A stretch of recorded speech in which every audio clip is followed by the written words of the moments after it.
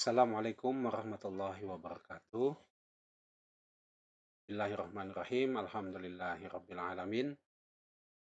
Saudara-saudari sekalian, siswi Mankot Tangerang Timur kelas 10 IPS, baik kelas 10 IPS 1, IPS 2, dan IPS 3. Ketemu dengan saya, Bapak Ali Formana Wiguna.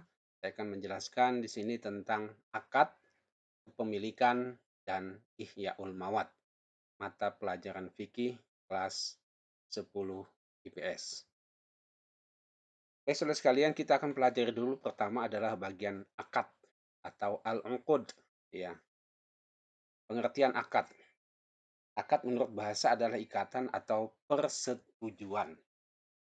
Menurut istilah, akad adalah transaksi atau kesepakatan antara seseorang yang menyerahkan dan orang lain yang menerima untuk pelaksanaan suatu perbuatan. Nah, dalam hal ini adalah jual beli, akad jual beli atau akad hibah atau akad perjanjian, termasuk juga akad nikah.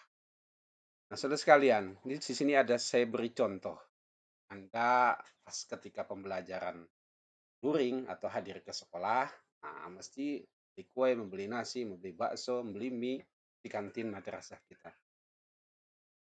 Ketika penjual menyerahkan kuenya dan pembeli menyerahkan uangnya, nah, acil kantin menyerahkan kuenya, Anda menyerahkan uang Anda kepada acil kantin, ya. Anda katakan saya beli, ya kata acil kantin saya jual, maka itu sudah terjadi pemindahan hak, sudah terjadi akad jual beli. Cicil duitnya, boleh seperti itu. Nah, ini kuenya misalnya.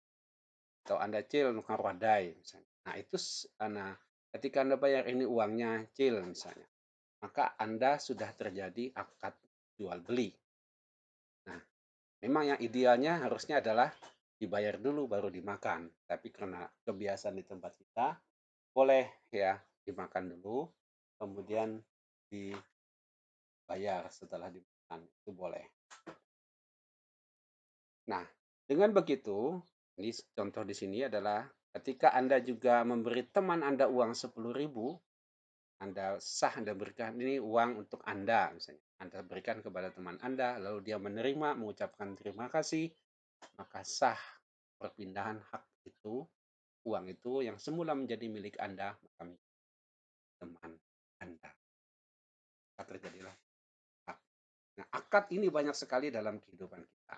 Ini contohnya, ini ada orang jualan sayur, di situ terjadi transaksi jual beli.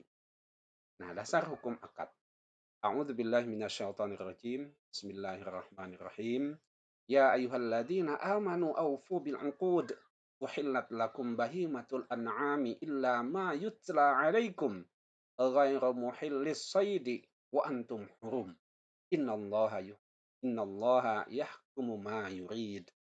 Wahai orang yang beriman, penuhilah akad-akad itu. Ya. Nah, di sini ayat selanjutnya itu tentang binatang ternak. Jadi kita sampaikan kepada akad-akad saja. Nah, di sini memenuhi akad-akad ya, perjanjian-perjanjian, baik itu jual beli, hutang piutang, kemudian hibah, termasuk akad nikah.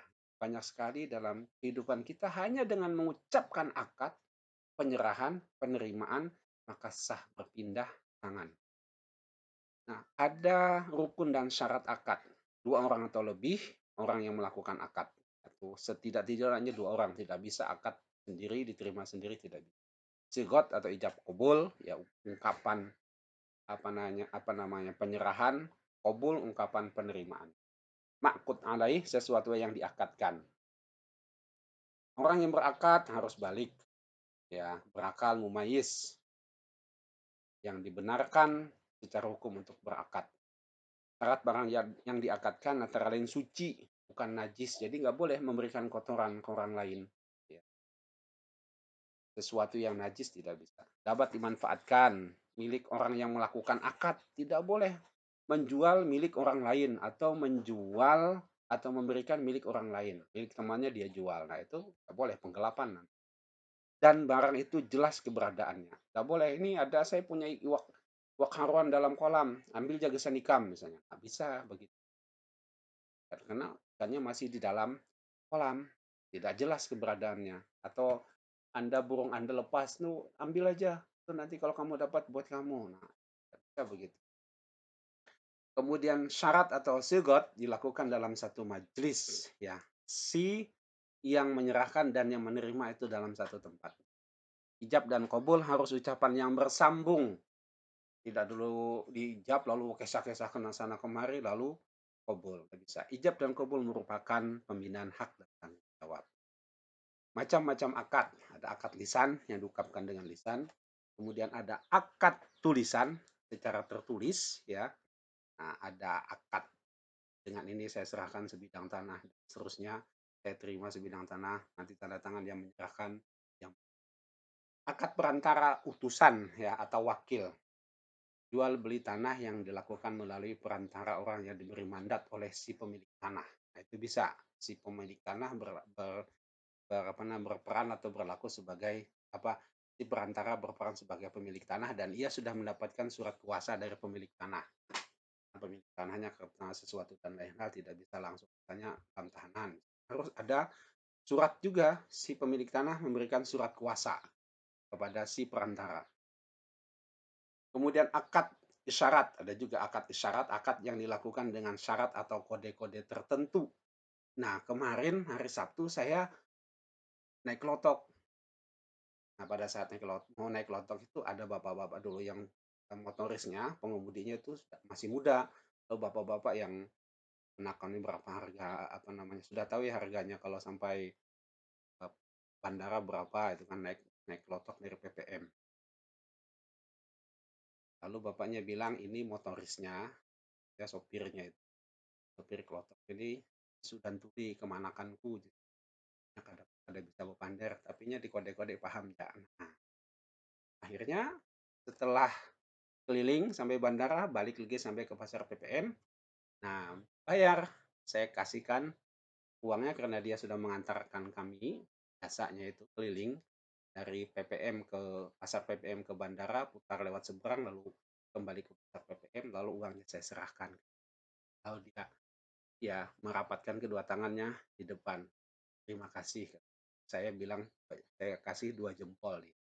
Nah, itu contoh akad dengan isyarat. Ya. Akad taati ini akad taati adalah kesepakatan orang yang sepakat dalam apa namanya akad yang sudah kebiasaan kayak kita makan di warung tadi setelah kan kita bayar harusnya itu bayar dulu baru makan tapi ini kebiasaan maka itu diperbolehkan ya. Jadi selesai makan baru kita bayar. Seharusnya barang itu jadi milik kita dulu, kita bayar dulu, baru kita makan. Tapi karena kebiasaan di masyarakat kita seperti itu dan harganya juga terjangkau, ya sudah biasa misalnya di kantin atau di tempat yang itu. Tapi di tempat yang baru hindari. Anda harus tahu dulu harganya, tahu dulu harganya hingga jelas. Nah, inilah macam-macam akad yang bisa kita pelajari. Mudah-mudahan bisa bermanfaat, bisa jadi bahan bagi kita semua. Demikian, terima kasih. Mohon maaf. Assalamualaikum warahmatullahi wabarakatuh.